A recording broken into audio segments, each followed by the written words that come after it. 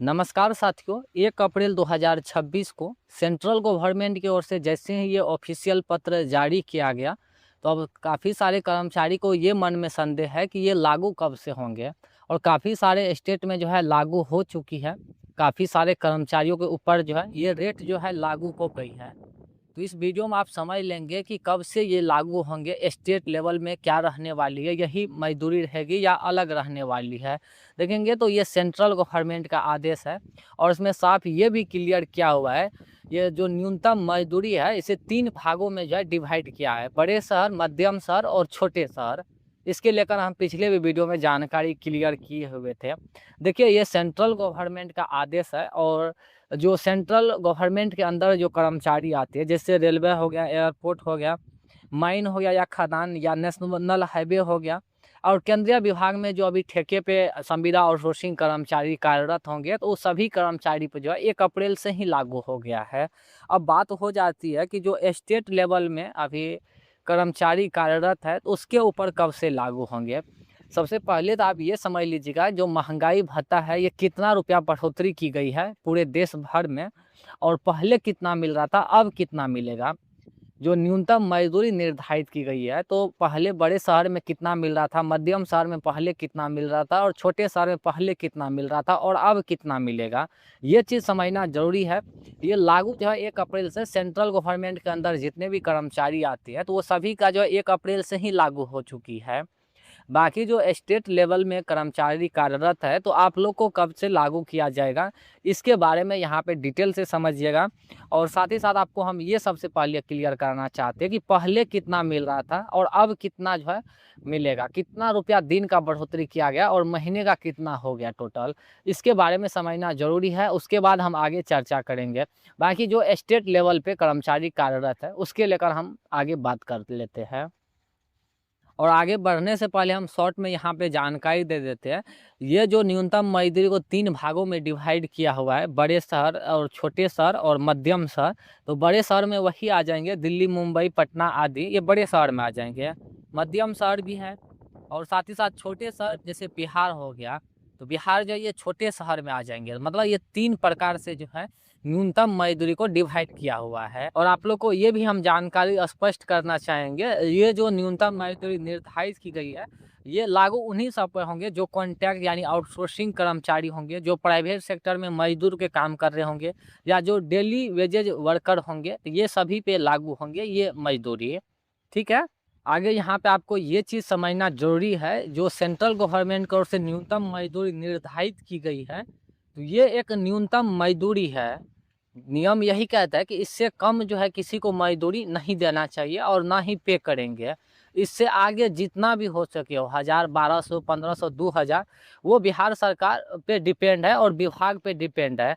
तो area A में आ जाएंगे तो यहाँ पे देखेंगे 511 रुपया पहले मिल रहा था, लेकिन अब जो है 528 रुपया देंगे। ये न्यूनतम मजदूरी हो गया, इससे कम जो है नहीं देना होगा अनस्किल के लिए। ठीक है। ये यहाँ पे साफ क्लियर किया हुआ है, आप देख सकते हैं। और अब जो है महीने का उसको 13,286 पहले मिल रहा था, अब जो है 13,728 रुपया, ये बेसिक सैलरी प्लस महंगाई भत्ता, ये 2 चीज़ हो गया। इसमें आपको पीएफ, ईएससी, ये विभाग पे डिपेंड है और बिहार सरकार पे डिपेंड है।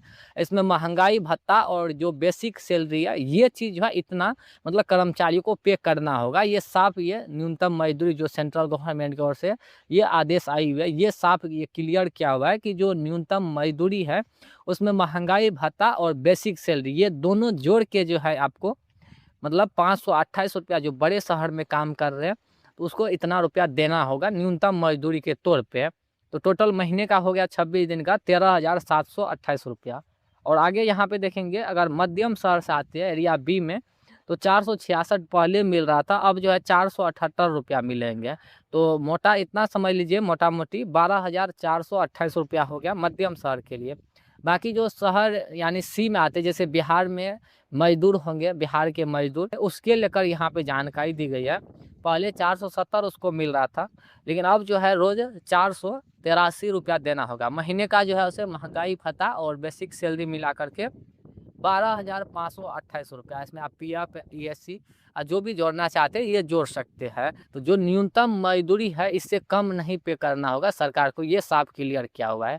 ठीक है, क्योंकि बहुत सारे कर्मचारी का कमेंट आ रही थी कि हमें महीने का 4,000, 5,000, 8,000 ऐसे मिल रहा है। तो ये रूल जो है अब खत्म होगी। न्यूनतम मजदूरी जो निर्धारित की गई है ये पे करना ही होगा सरकार को, और इससे आगे वो जितना पे करे वो बिहार सरकार और विभाग पे डिपेंड है। तो न्यूनतम मजदूरी या किसी भी स्टेट का इस प्रकार से निर्धारित की गई है। उसी प्रकार से यहाँ पे सेमी स्किल में आएंगे यानी अर्धकुशल में, तो बड़े एरिया में पहले 559 दी जाती थी, अब जो है 578 दी जाएगी। तो इस प्रकार से आपका महंगाई भत्ता और बेसिक सैलरी मिला करके 15,028 रुपया हो गया। ये हो गया, जैसे पटना हो गया और भी काफ़ी सारे, जैसे बेंगलुरु हो गया, मध्यम शहर में जो आते हैं तो उसके लिए यहाँ पे जानकारी दी गई है। पहले 511 मिल रहा था, यहाँ पे देखेंगे एरिया बी में, तो अब जो है 530 दिए जाएंगे। इस हिसाब से जो है 13,780 हो गया। ठीक इसी प्रकार से जो कुशल में, मतलब यहाँ पे देखेंगे जैसे बेल्ट्रॉन के कर्मचारी हैं तो ये कुशल वर्ग में आते हैं। ठीक है, क्योंकि कैटेगरी भी बांटा गया है।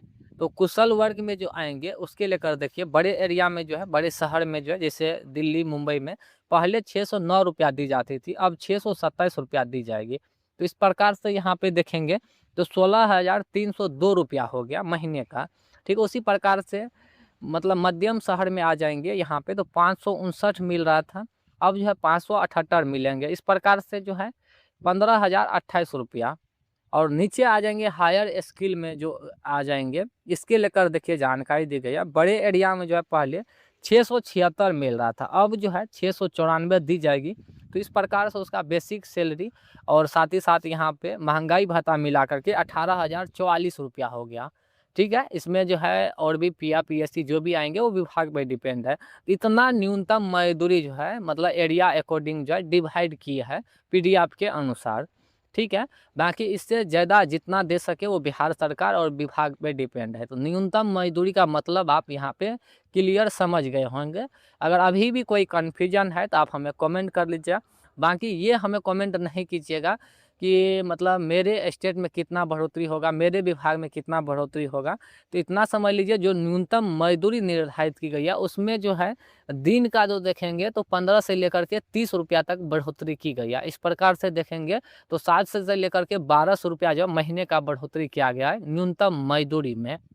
बाकी ये जो न्यूनतम मजदूरी है इससे जो कम मिल रहा है, तो इससे कम अब किसी भी कर्मचारी को नहीं मिलेंगे। जो भी समान काम का समान वेतन है, जो ये न्यूनतम मजदूरी निर्धारित की गई है, ये जो है विभाग पे लागू करना होगा। इससे पहले जो भी कर्मचारी काम कर रहे हैं इनसे कम अगर आप वेतन पा रहे थे तो इसका झंझट आप लोग का समाप्त होने वाली है। बाकी अभी जो कर्मचारी कार्यरत है तो काफ़ी सारे कर्मचारियों का अच्छा सैलरी मिल रहा है, दिन का 1,000-1,200 भी मिल रहा है। इस प्रकार से पीएफ और सारा चीज़ जोड़ेंगे तो बाकी जो न्यूनतम मजदूरी है इसके लेकर आप क्लियर समझ गए होंगे कि न्यूनतम मजदूरी क्या होती है और क्या निर्धारित होता है और किस प्रकार से दिए जाते हैं। तो इसके बारे में आप समझ गए होंगे। अभी भी कोई कन्फ्यूजन है तो आप कमेंट कर लीजिएगा। ये जो भी न्यूनतम मजदूरी निर्धारित की गई है सेंट्रल गवर्नमेंट के अंदर जो भी कर्मचारी आते हैं वो सभी का जो है लागू हो चुकी है। बाकी जो स्टेट लेवल पे है तो काफ़ी सारे स्टेट में जो है न्यूनतम मजदूरी निर्धारित कर दी गई है। और जो बिहार में काम कर रहे होंगे तो ये बिहार सरकार पे डिपेंड है कि न्यूनतम मजदूरी को लेकर कब तक स्वीकृति देंगे। हालांकि देना ही होगा, अगर नहीं देती है तो आप कंप्लेन भी कर सकते हैं। अगर आप कहेंगे तो हम कंप्लेन नंबर भी सभी स्टेट का प्रोवाइड करवा देंगे, वहाँ से भी आप कंप्लेन कर सकते हैं।